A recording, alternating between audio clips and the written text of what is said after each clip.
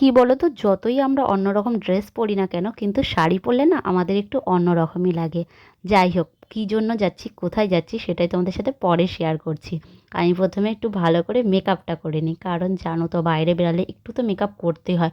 ঘরে যেরকম থাকি না থাকি সব চলে যায়, কিন্তু ওই যে বাইরে এত সুন্দর সুন্দর মেয়েদের দেখি, তখন মনে হয় নিজেকে পুরো একদম কমতি লাগছে। কিন্তু যাই বলি তাই বলি, বাইরে যদি সুন্দর মেয়ে দেখি বা সুন্দর বউ দেখি, আমার তো ভীষণ ভালো লাগে। মনে হয় বাহ, কি সুন্দরী না দেখতে। তাদের মতো তো আমি আর হতে পারবো না। ভগবান যাকে যেরকম দেয় সেটাকে নিয়ে আমাদের সন্তুষ্ট হতে হবে। কি সুন্দর দেখতে, কে কিরকম দেখতে, সেই নিয়ে আমাদের হিংসা করেও লাভ নেই, কিচ্ছু লাভ নেই। শুধু আমাদের বেকার টাইম নষ্ট হবে, তার বাইরে আর কিচ্ছু হবে না। দেখো, তোমাদের সাথে কথা বলতে বলতে আমি না সেজেও ফেলেছি। চলো আমার ফাইনাল লুকটা দেখে নাও, বলো তো আমায় কেমন লাগছে। ওদিকে আমার বর ডাকছে, তোমার হয়েছে, তাড়াতাড়ি চলো চলো। গেলাম সোজা বারবিকিউ নেশনে। দাঁড়াও দাঁড়াও, তোমাদের আসল কথা তো বলতে ভুলে গেছি। আজকে এই যে মা আর মেয়ে দুজনের জন্মদিন, বাকিটা সেকেন্ড পার্টে দিয়ে দিচ্ছি।